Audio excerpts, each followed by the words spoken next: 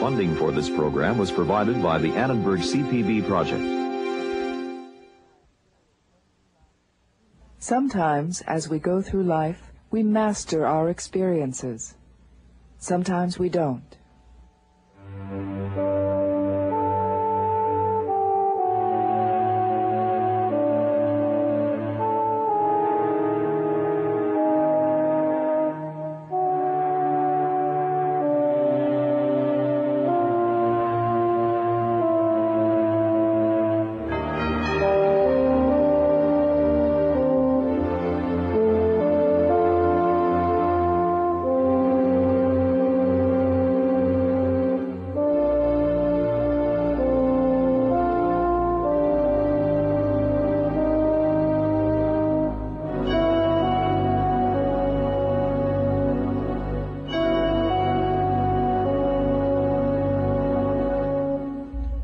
We all know something about stress because we all experience it. Like a roller coaster ride, stress in our lives can be exhilarating. But what if we really didn't want to get on the roller coaster in the first place? And what if we don't know how to get off? In short, what happens when we don't have control over the events in our lives? When we feel overwhelmed? Then we wonder, is this stress just too much for us? Will our lives ever get back to normal? Take the runners in a race. They may not show it, but they're under tremendous pressure to deliver, to win.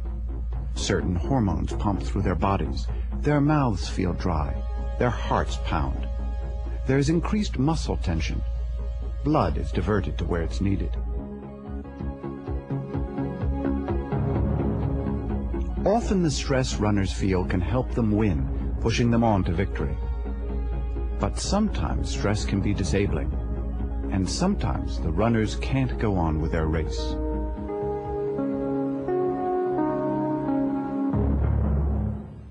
My stomach was literally doing cartwheels. I mean, I could feel my stomach palpitating. I was depressed. I had incredible anxiety attacks.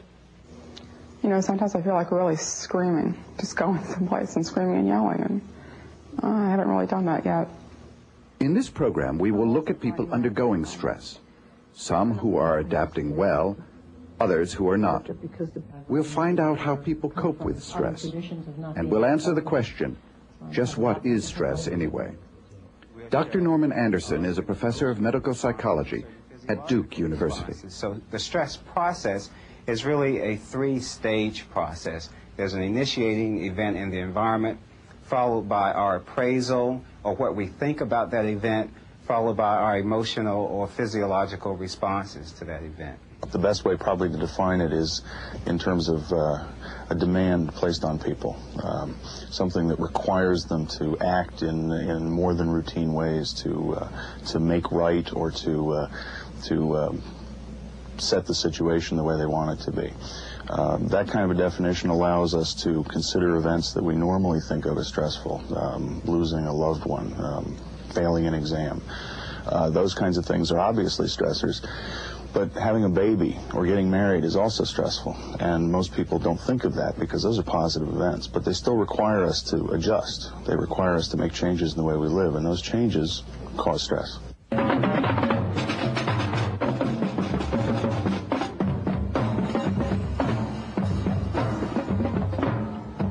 There are stressors around us all the time, so-called background stressors.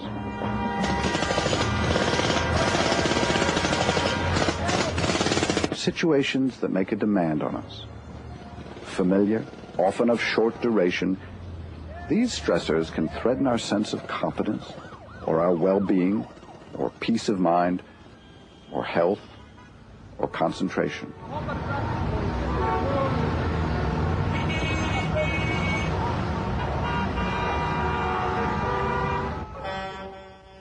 And often we just don't have control over the outcome.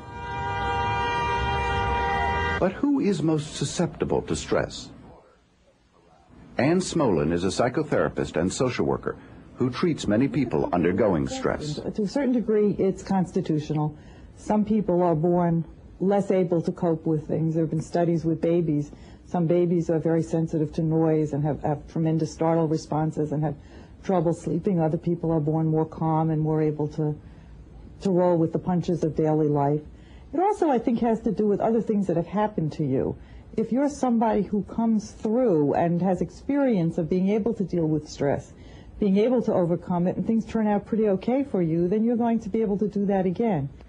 In addition, psychologists say 3 things are key: the predictability of the stressor, our control over it, and equally important, the meaning of the stressor to us. Dr. Andrew Slaby is a practicing psychiatrist in New York who has written extensively about stress. What may be stressful to one person will not be to another. If in fact you see a shadow looming up behind you at 12 o'clock at night and your heart begins to go rapidly and you think, my God, I'm about to be mugged, you will be very stressed. However, if the shadows go beyond, you know the neighborhood well, and every time you walk by a particular lamp you see a large shadow, you don't have that same feeling. It's the same experience for 2 different people with a different context. For one, it's a known, familiar thing, the shadow of a lamp as you walk by it. For another, it's the potential of danger. The way you interpret things is obviously going to affect the way things affect you. People who are afraid of growing old will respond to every birthday with some sort of a stressful response, whereas most of us don't respond that way. Most of us like getting presents and blowing out candles and so on. So stress often depends on the eyes of the beholder. Is studying for exams stressful or energizing? Does noise overwhelm us or create a sense of being alive? Is being a working mother fulfilling or filled with pressure? It depends on who we are. Whether our jobs are stressful can also depend on our point of view, on whether we enjoy our work, on its meaning to us, on how much control we have over the way it gets done. A lot of the time it's the minor stresses in life that take away our control. The phone rings, the baby cries, the dishwasher breaks, any one of a number of things happen, and we are distracted from what we had planned to do with that time, with that day. And we're called upon to now deal with something that we had no intention of dealing with, and it's frustrating and it gets us angry. And I think modern life is full of that kind of minor stress, which keeps people really on the edge in ways that if they didn't have those stresses, they wouldn't be. Things could get accomplished. You would feel that you had control over planning your day, planning your time, and what was going to happen to you. Control or lack of control?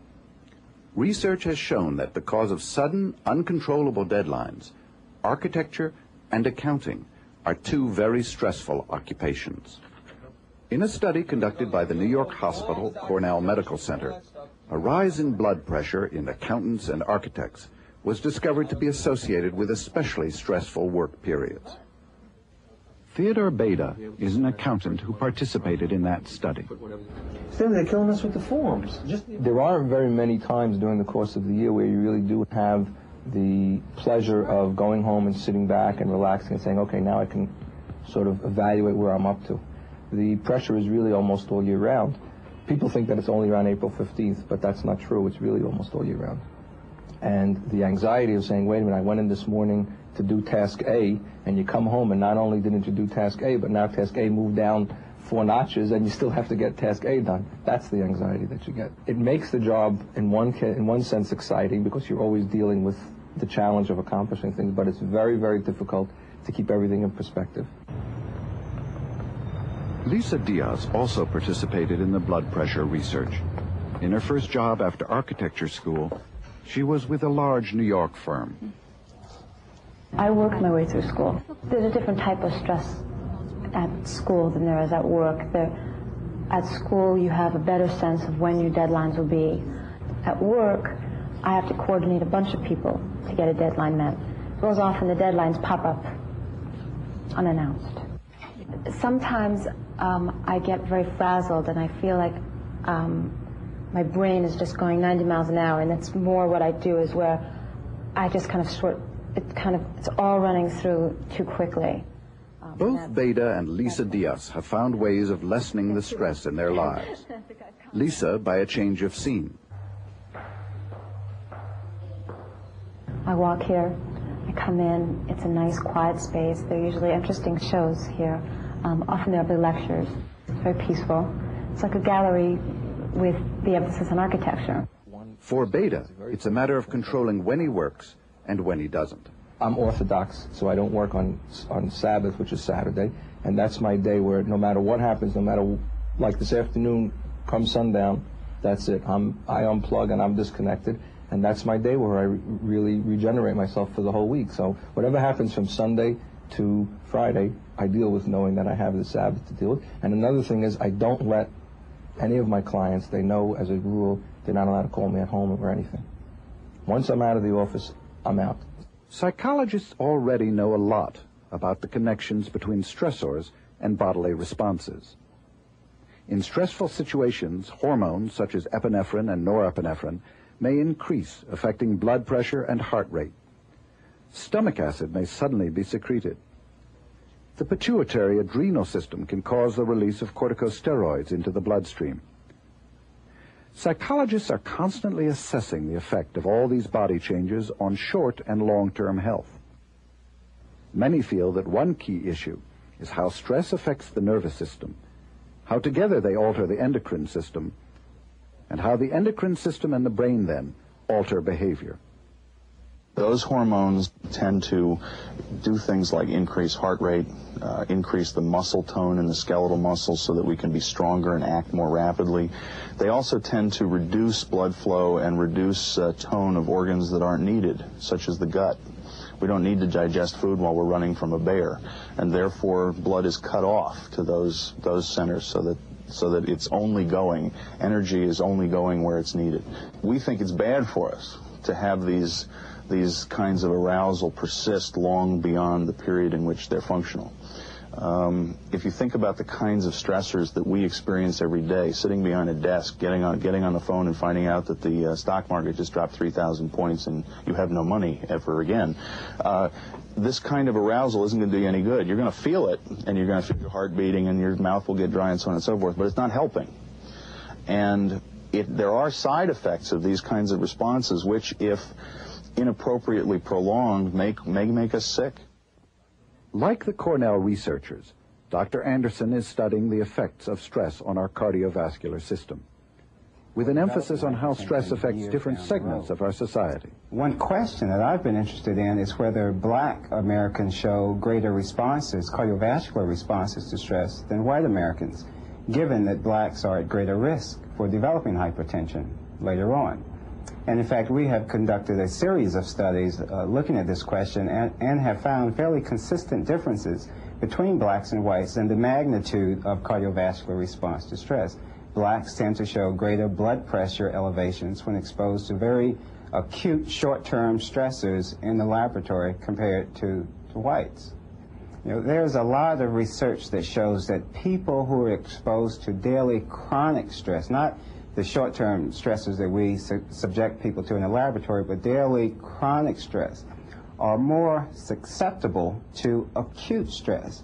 That is, if you in your daily life are constantly bombarded with stressors, chronic stressors, everyday stressors, then when new stressors come about, you're more likely to show big responses to those stressors. Those stressors are more likely to have a greater impact on you than if you weren't exposed to daily chronic stress. The idea is almost that chronic stress increases your susceptibility to acute stressors.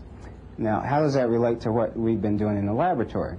Well, it is very clear that black Americans are exposed to more chronic stress than white Americans. There are several different kinds of stressors in the world. They're the kinds of stressors that we all experience, regardless of race. Divorce, loss of loved ones, job changes, etc. But in addition to those, black Americans have a whole nother set of stressors that they're exposed to that whites aren't, particularly those that have to do with racism. Examples can be blacks, when they go into clothing stores, tend to get followed around more by security guards, even blacks who are supposedly well-dressed. One of the things that I'm very much interested in is why some blacks seem to adapt well to the daily stresses that they're under, whereas other blacks do not. It's very clear that all blacks are at risk for hypertension. While blacks experience hypertension to a higher rate and to a higher degree than whites, many blacks never suffer hypertension at all. And the thing that I'm interested in, and one of the things that I believe is a burning scientific question right now, is why some blacks adapt well to these stresses and others do not. How have they learned to cope with the stresses of being black in American society? There are some changes in our lives that will cause stress in most people. Take being without work. For months, these telephone employees have been on nationwide strike. Most of us are frustrated.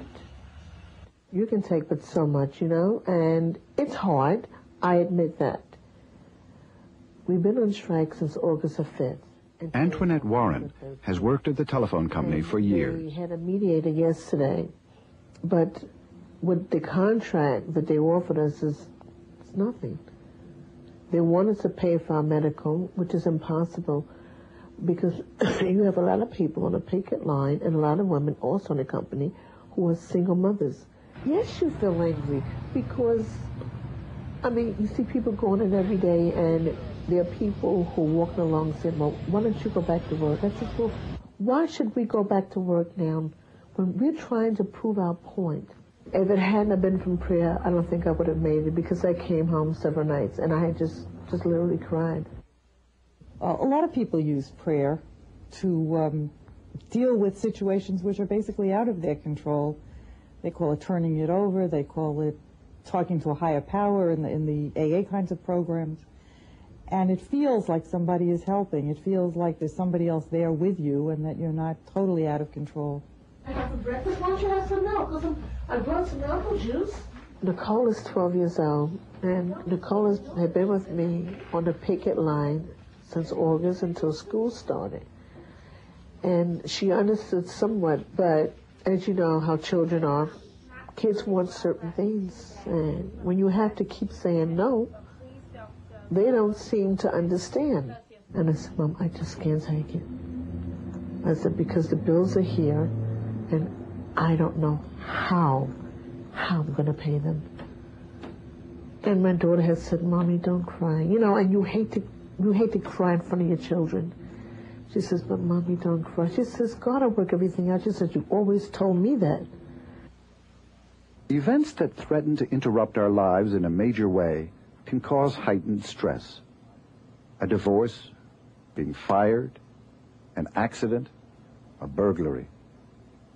And the more severe or unpredictable, the longer the stressor lasts, or the more out of our control it is, the more likely we are to have a prolonged stress reaction of depression, or anger, or fear, or just plain helplessness.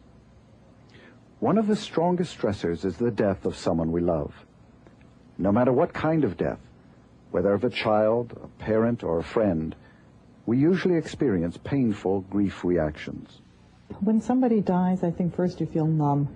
You feel probably very little, sort of otherworldly, out of your body. It's happening to somebody else. This isn't me.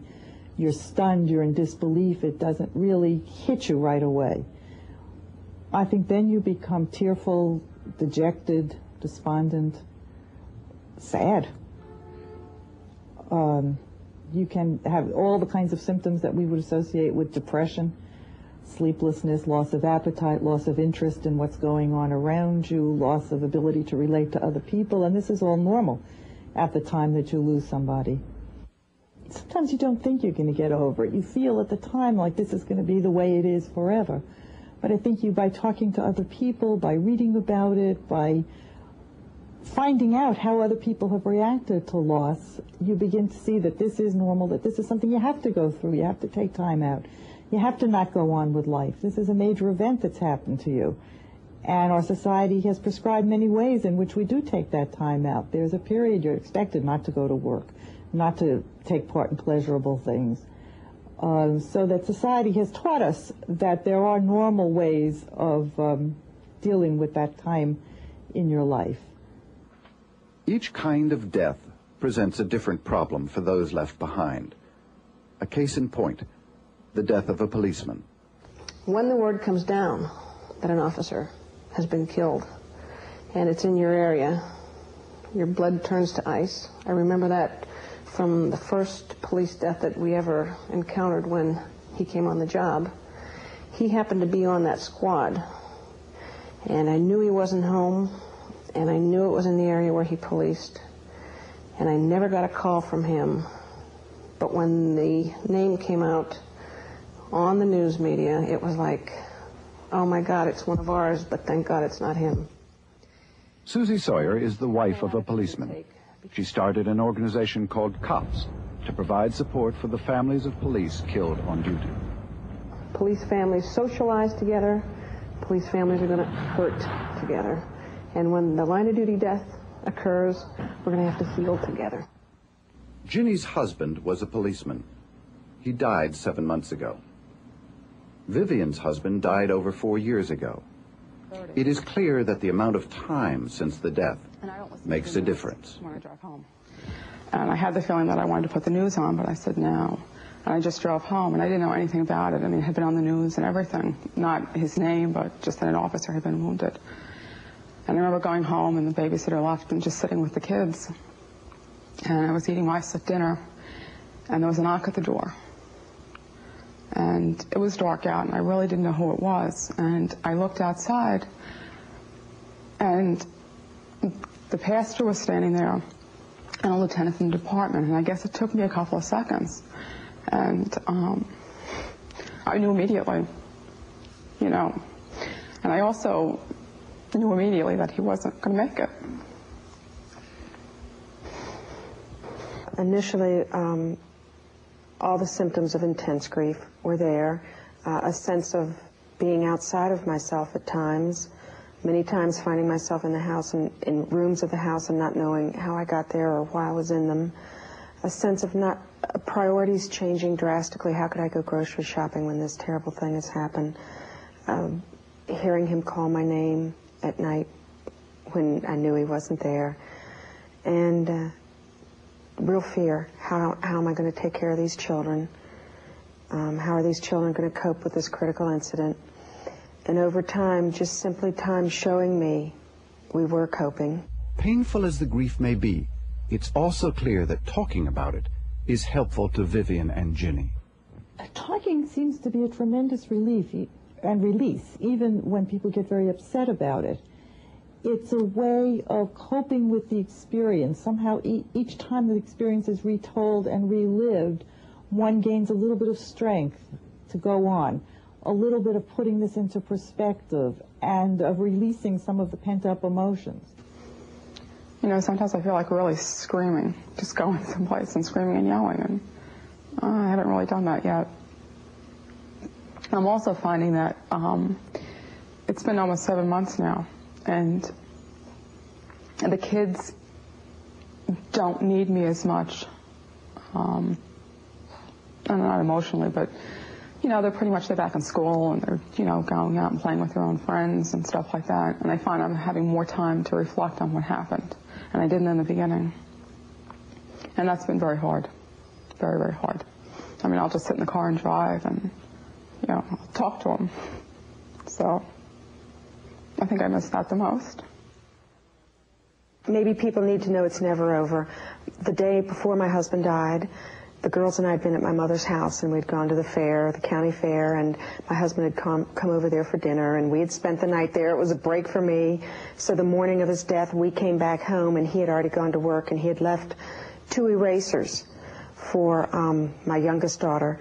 She had a brand new blackboard, so she meticulously writes this note thanking him for those erasers, and he never got the note. Well, about 4 months ago, we were riding in the car, just her and I, and this song came on the radio, and it was Mike and the Mechanics, The Living Years. And she said, Mom, you've got to hear this song, and you've really got to hear it. So she turns it up, and the verse came on that said, I wasn't home that morning. My father passed away. I didn't get to tell him all the things I had to say. And I knew this had a profound effect on her, or she wouldn't have brought it up, and I really didn't know what to do. And so I said, well, Heather, if you had 5 minutes with your dad, what would you have said to him? And she said, well, I would have told him I loved him. I would have asked him to always, always watch over me. And I would have thanked him for my erasers. And with that, she started crying. And I grabbed her hand and I told her how much I loved her. And I told her how proud he would have been of her. And that we'd ride all night until she was in control again. The feelings inside of me, I could have ripped that car apart. My father committed suicide in January of this year. And one of the most traumatic ways to lose a loved one is through suicide. The stress the survivors feel is part of a normal mourning process, but often it can feel out of control, never ending. In all deaths, there's some guilt. When somebody dies, you begin to feel guilty about, I didn't call him last night, or I could have sent them a card, I could have been nicer. And that's usually associated with the time of death, a few weeks or days before the person dies. With suicide, you get to feel guilty about your whole life. People will look back and say, when he was a child, I could have done this, or 20 years ago, I should have done that. And anybody who looks back at the way you've treated somebody, there's something we all could have done differently. Does that make the person commit suicide? I rather doubt it for the most part. But that's where people get stuck in the guilt. What could I have done differently? They feel... As Anne Smolin suggests, survivors may wish they could have done something to prevent the suicide. They may also feel angry, or they may just feel grief. My friend Andy, a few years ago, killed himself. And at the time, it was a very traumatic thing to me because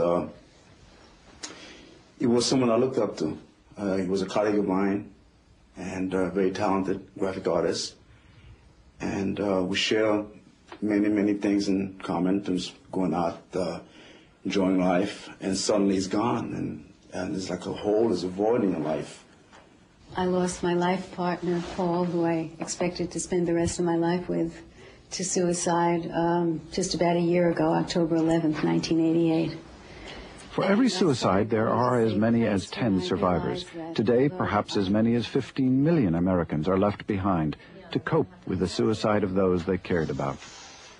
I'm Lisa, and 2 years ago in May, my father committed suicide. And it had been about a 3-year downhill slope for him. He had serious business problems and lost a lot of his money, and he had been a wealthy man for most of his life. And I guess sometimes survivors may shy away from dealing with their grief feelings at all, and this can complicate the grieving process. And I guess what I personally did, it was a shock to our whole family, but what I did is I over the first 2-3 years, sort of avoided the whole issue. Didn't really come to terms, I think, with mourning, as well as my brother's death. We know that if somebody doesn't talk about a traumatic experience, that it's going to somehow stay inside and fester and become worse. And sometimes people just have to talk and talk and talk, and I think a very common reaction to a death or any kind of traumatic experience is retelling it and retelling it till the point where, nobody wants to listen to you anymore. But you seem to need to keep talking about it, and it becomes very important to find places to do that. 3 years ago in September, I lost my daughter Michelle to suicide. Usually survivors do want to talk about the suicide. But because suicide is such a taboo subject, most outsiders just don't want to hear about it. But there comes a point when family and friends tell you, move on with your life. You have other children, you have a job, Just turn the page on that, and they don't seem to understand that it's very hard to do that. Having no one who will listen to you can increase the stress after suicide, because people feel isolated and different. Conversely, having others who share your experience and your stress, who listen to you and reflect your feelings, has proven to be valuable. This survivor group is run by a suicide hotline, the Samaritans. I find that groups are very useful for having people talk about what's bothering them, for feeling that they're not alone, that they're not different, that they're not isolated in the kinds of feelings that they're having, and people can learn from each other. One of the things they learn most is that no matter how bad something feels now, it's going to feel better a little bit later down the line, that other people have been there and other people have been able to go on and find something find a way to continue their lives, that they don't get stuck, that things do change. When people don't get back on track, when they show signs that stress is undermining their ability to function, and if this period lasts less than 6 months, psychologists say they have a clinical condition called an adjustment disorder. But how do we know when someone's reaction is normal and when it's an adjustment disorder? Is the suicide survivor's grief normal or abnormal? Does the widow of the policeman grieve too much and too long? And what about that man you know who's getting a divorce, or that woman who lost her job after 12 years? You feel yourself when things aren't getting better for you, when you become incapacitated by stress, when you become dysfunctional, when your life becomes unmanageable, when things are not going the way that you want them to go, when you've given yourself some time and you still feel, I can't get back to work, I can't get out of bed in the morning, I can't socialize with friends, nothing has any meaning or any interest to me. My relationships are bland and dull, and I don't want to have anything to do with them. And one day you say, this has gone on too long. I have to do something about this. Or it might be that somebody else says it to you, that, okay, you know, it's been X amount of time and you're still not up to speed at work, or you're still not any fun to be with at home, and people begin to complain about how you're doing. And then we would say that this is abnormal. There is another clinical condition that is associated with stress. It's called post-traumatic stress disorder. 914, we have a touchdown, 5800 West Fork, extensive damage, people screaming for help. Be advised, it just passed LJ, Wolfleet, headed northeast towards 275. Wolfleet and Creek house exploded. 460, Creek and Plainfield is a shambles. There are some events which are so enormous, so life-threatening, that we would expect anyone to react to them with sizable stress. I called the insurance company and said, so sorry that everything's excluded. You have no coverage whatsoever, so here's over $100,000. And we're just about wiped out. I don't know what I'll do. I just don't know what I'll do. Sometimes reactions to natural or man-made disasters go beyond temporary heightened stress. Some people react with persistent anxiety, long-term nightmares, recurrent memories of the disaster, or, conversely, a numbing loss of any feelings at all. This is the syndrome of post-traumatic stress disorder. Dr. Marty Horowitz is a psychiatrist at the University of California Medical School at San Francisco and an authority on post-traumatic stress disorder. Post-traumatic stress disorder has three important elements. One is that there's been a trauma, an experience that's usually extraordinary for the person and shocking very frequently, often terrifying or having a death anxiety or a big terror event involved. And the second component is often some kind of intrusive experience, whether it's of a pang of very intense emotion, recurrent visual image repeating the perceptions. And the third component is often a kind of numbing or denial or omitting of memories that one would expect after such a serious life event. Man-made disasters tend to create more victims of post-traumatic stress disorder than do natural ones. So it was that many veterans of the Vietnam War showed signs of PTSD after their return from war. You know, almost 16 months of my life was spent in the jungle. I seen a base camp only 2 months, you know, and that was maybe a week here and a week there. You know, but the rest of it was living with the bugs. You know, bugs bother me. You know, loud noises. Loud noises is like my daughter screams, and that's it. I'm right back there again. Because when you're into a flashback, you really don't have any feelings except for, you know, the thoughts that are running through your mind. It's like somebody threw a video cassette in your head. And, you know, you have no shut, no off button until your mind says off. But your heart starts pumping, your blood starts running.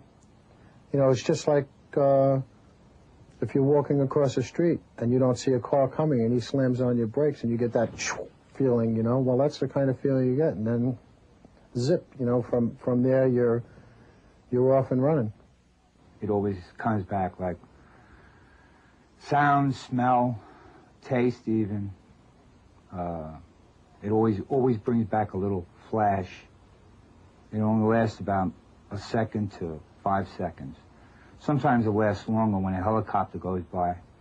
I figure myself sitting at the gunner turret on a helicopter and letting loose, and what my feelings were then was a complete fear. Mostly the fear comes over you. For the smell of urine, you know, because when somebody dies, you know, they let go. That's one thing that'll really set anybody off, you know.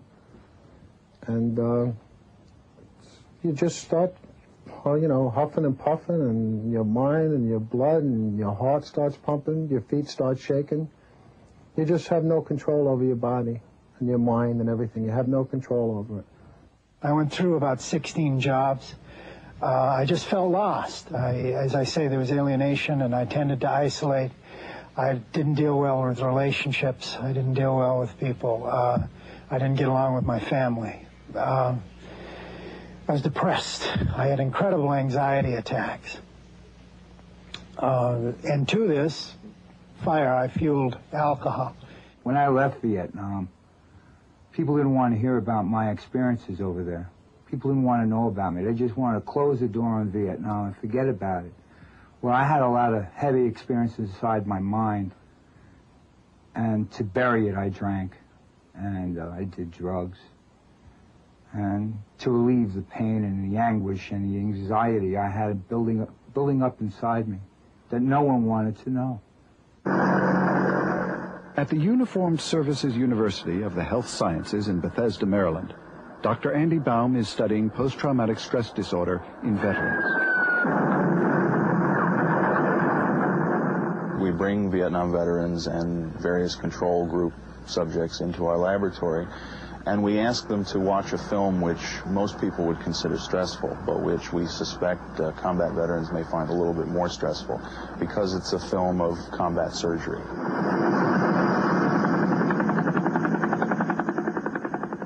What we do is we measure their blood pressure and their heart rate before they view the film, while they're viewing the film, and after they view the film, in an effort to see how reactive they are to that kind of stressful, relevant stimulus. Please work rapidly as you go through the questionnaire. We ask them questions about how they feel, whether they are experiencing a lot of symptoms of somatic problems, headaches, backaches, pains, whether they're depressed, whether they feel anxious, and whether there are certain kinds of situations that seem to make them feel that way. I think that the thing that we're most interested in, and the thing that I most want to understand, is how these acute events become such long-term albatrosses for people, and why it is that while most people can deal with these things fairly effectively, why it is that some people have so many difficulties. I believe that these long-term stress responses cause changes in our body which are bad for us, and therefore I want to find out what we can do to prevent those changes from occurring for so long. Relaxation and other standard ways of managing stress, I can't imagine working for 20 years.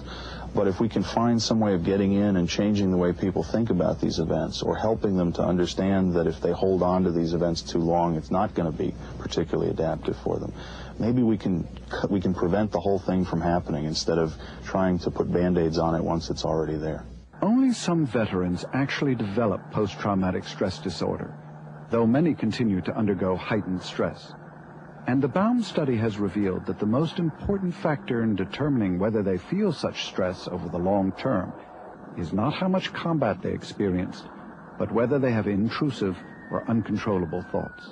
And one of the things that we think is going on there is this notion that people are thinking about it a lot and reliving the experiences. And what that does is it recreates the experience for them all over again. And every time they experience that, they may be experiencing another one of these biological reactions. So every time I think about that now, I'm going to experience a certain amount of stress, and I may experience all these biological changes all over again. And if I do that for the next 10 years, I'm going to find myself in a state of arousal an awful lot, and that's not necessarily good for us. Veterans are not the only people to suffer post-traumatic stress disorder. Dean Kilpatrick is director of the Crime Victims Research Center in Charleston, South Carolina. Among other matters, he is concerned with the experiences of rape victims, many of whom suffer from post-traumatic stress disorder. There have been several studies of rape in the general population of women that indicate that probably at least 13% of all adult women, and perhaps as much as 25% of all adult women sometime during their lifetimes have experienced a rape. Basically, a person might have recurrent memories about the bad events. For example, you might have a rape victim who finds herself constantly having memories that she can't get out of her mind, like someone who has a tune that they keep thinking over and over, and they don't want to think about it, but it keeps coming back and they can't get rid of it. Very, very disturbing memories about the assault itself and about its effect on them. My stomach was literally doing cartwheels. I mean, I could feel my stomach palpitating. Hyperventilating. I could not get my breath. My throat blistered like I had strep throat. The night after I was assaulted, going back into work thinking, you know, life is going to go on and this is not going to affect me, and I'm stronger and bigger than this. And I can remember a young lady who had been severely sexually abused by her mother's boyfriend, and sitting in isolation with her on the floor, listening to her tell me her story, and the whole time realizing that I was just totally decompensating. I stayed in the apartment, I think, about 7 or 8 months after I was raped. And then I couldn't take it anymore. I was scared to be there by myself. And the fear, it was very strange because the incident happened in the morning, but the fear came out at night when I went to bed. If I was up doing whatever it was I had to do during the day and working and that kind of thing, everything was fine. When I got home from work, and I did all the little activities that you need to do, and everything was cool. But as soon as it got dark and it was time to go to bed, it was like panic all over again.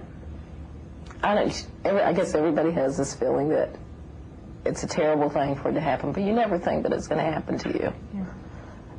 And I would go out in the streets, and any time of day or night, I didn't have a car at the time, and I lived in a small inner city neighborhood. This was my first apartment, and I was real active, riding my bicycle and going out and doing whatever I wanted to. And after I was raped, I didn't feel free to do that anymore. I felt very vulnerable. It's a self-shattering experience, so that you know, you're grappling to pick up the pieces, you know, so you can put it all back together. You feel like a puzzle that's been thrown and strewn, and you have to start looking for bits and pieces of yourself, and you do tend to go underground to a degree. So I avoided relationships with men. I was very cautious in any relationship with men, and I think that I became real nervous in certain social situations. I also tried to be, you know, the good little girl, you know, keep smiling, put up the front, pretend this didn't happen to you, and it'll all go away. So I ignored it to the best of my ability, but that doesn't mean that it wasn't taking its toll the whole time. What are the strategies for coping with major stress? One of the major successes in the COPS program has been we've come out and told law enforcement agencies that the macho image really has to go. For years, the officers have been trained to show no emotion. What we're telling law enforcement agencies now is those officers involved in traumatic incidents, involved in the incident where their friend was killed, have got to unwind. They've got to be debriefed. They've got to let their emotions show. And by God, they've got to be allowed to cry. Crying is extremely therapeutic. One of the things, though, that has been shown to be very effective in dealing with a variety of types of disasters and crimes and other types of stressful events is social support. And by social support, we mean really several things, one of which is your ability to get the types of emotional support that you need from family, friends, neighbors, that kind of thing. However, we also mean social support in a real instrumental kind of sense, that if you have been in a disaster, let's say, and your house has been damaged, what you may need more than mental health counseling is somebody to fix your roof and somebody to cut the tree down off your house, and you may need someplace to stay, and you may need somebody to look after your kids. So those kinds of things, I mean, meeting your basic needs for food, shelter, whatnot, are very important, just as much as meeting your emotional needs. One of the things that social support does is to allow people undergoing stress to talk about their problems. And as we've pointed out in this program, there is clear evidence that the right kind of talking helps. What happens is there's almost a compulsive need to talk over and over and over again about the situation. In my own case, I could remember, probably drove my family crazy talking about those being notified, the trip to the hospital, all those events that surrounded that critical incident. And what the trouble that most survivors have is they find nobody to talk to. Everybody is telling them, don't think about it, just go on with your life and pretend it didn't happen. And they need to. It seems like a healing occurs every time you're allowed to express this. But sometimes talking isn't helpful. It's when the story becomes simply repetitive, word for word, over and over and over again, and hooks into the same emotion, and nothing seems to be changing or getting better, that you're stuck in a different kind of mechanism, which is this obsession. And that's when you begin to wonder, how come this person is stuck? And when people are stuck, psychotherapy is one often useful way of resolving feelings about stressful situations. First you talk to them and you try to find out why this is not such an easy matter for them. What's going on? What has this loss kicked off for them? What is this stress related to in their past life, either in their childhood or even more adult experiences? Why is this particular thing giving them such a hard time at this point? And when you find out, you try to resolve the underlying kinds of issues and help them find ways to go on. You know, I don't do a lot of talking about it at work, but if it comes up and someone asks, I say what the cause of death was. And the college. As Ann Smolin said earlier in the program, self-help groups where people share feelings with others who are in a similar situation are also helpful. And it was very difficult. And I came here, and it was a great help to me. I was able to cry and say what I wanted and listen to others and feel for the others. It was a complete shock, and I thought at that point and the weeks following that I would never be the same again. And fortunately, I found support groups, this one and one in Brooklyn, which has helped me tremendously. The connection is the support group. It's really, the people in the group are the ones I want to talk to about it, because they know what I'm talking about. Nothing helps one as much to understand as to be understood. And when you hear somebody else say the words that you have felt or thought, or maybe you've felt but haven't put into words yet, tremendously gives you a sense that you are not alone, you are not isolated, there is hope. Someone else has gone through it, they've survived. There are some innovative therapies that appear to help when obsessive thinking about stressful events gets in the way. One of these cognitive behavioral techniques is called stress inoculation therapy. At the Crime Victims Research Center, Dr. Kilpatrick and Dr. Connie Best use stress inoculation therapy to help rape victims. In this scene, they demonstrate it with graduate students. What we found in working with crime victims and other trauma victims is they really do experience anxiety and fear in each of three channels. It can be in the physical channel, it can be in the cognitive or their thought channel, and it can be in the behavioral channel. One thing that's true about that, too, is that one of the effects of crime is to really make people feel pretty helpless and powerless.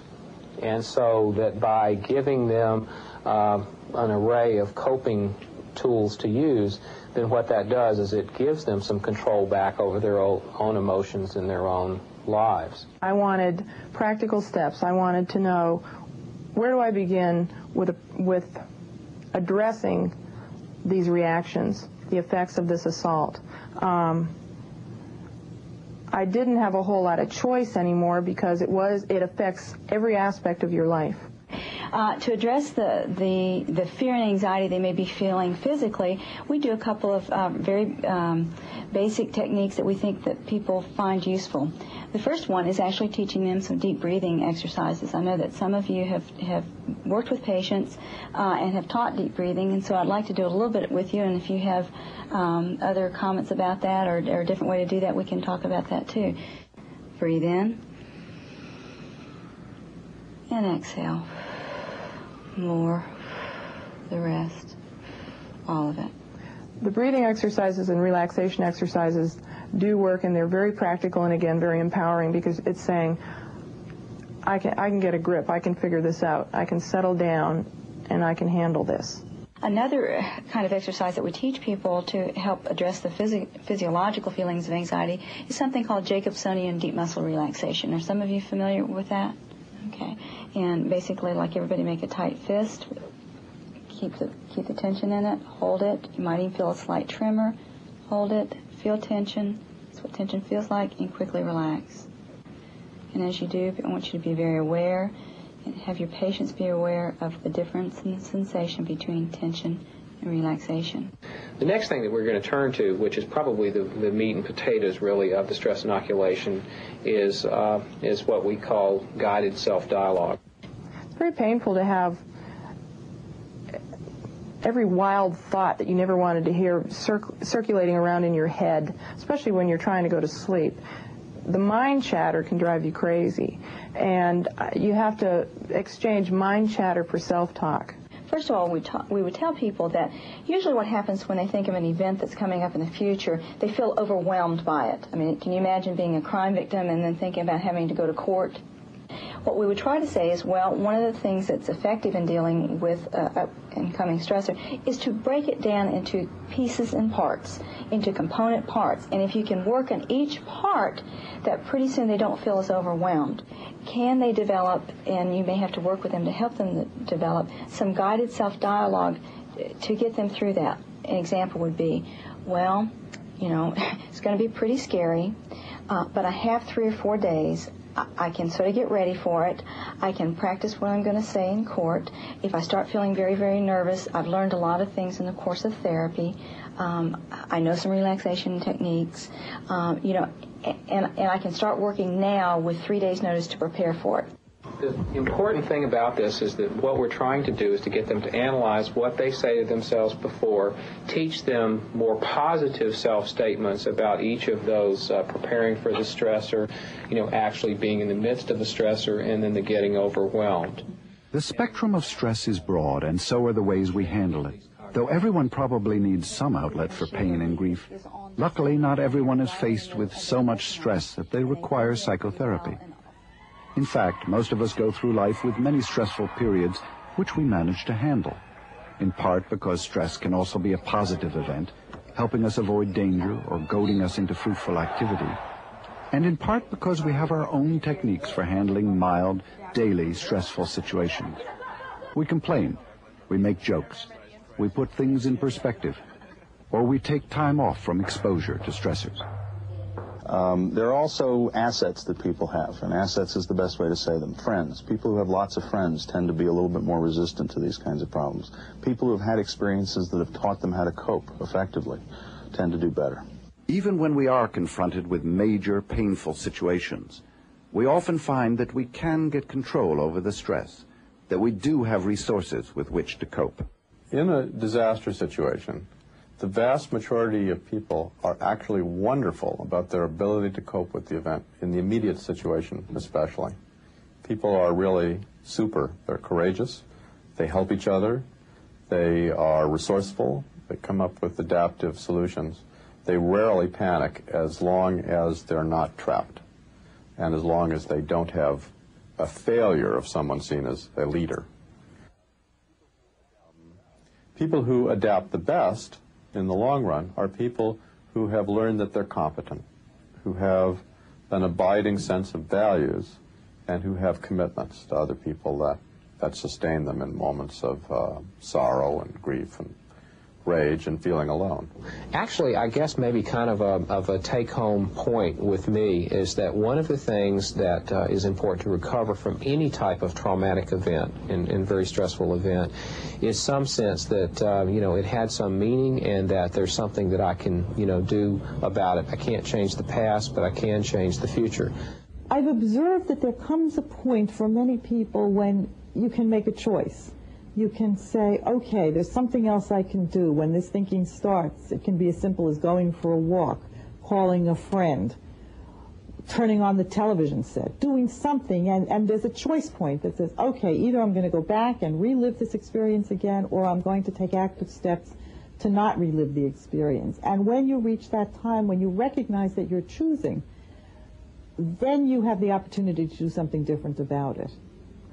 A year and a half down the road, was when I went to my second COPS seminar, and I could look around and I could recognize the new ones by the look in their eyes. The survivors who are new have dead eyes, like shark eyes. There's no depth and no life. And I knew that I still looked like that. And I knew I had choices to make, and that I could either choose to let the anger and the grief destroy me, or I could conquer it and I could strike some blows myself as far as changing attitudes. So it was a conscious choice for me, and I can look back and see, the girls and I have made it. We weren't happy about it, but it feels good to turn a negative experience into a positive action, and we'll keep making it.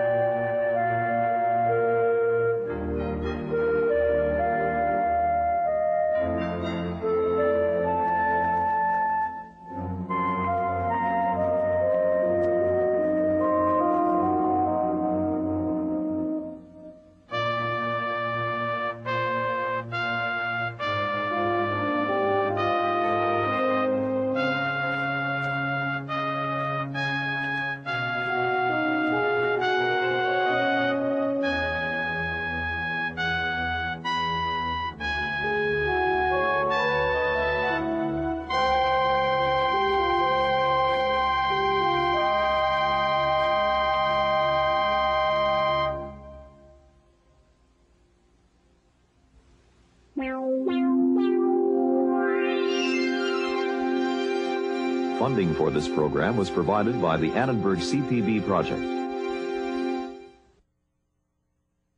To learn more about the Annenberg CPB Channel series and workshops for teachers, how to take them for credit, how to buy them on video cassette, call 1-800-LEARNER and visit us at www.learner.org/channel. The Annenberg CPB Channel.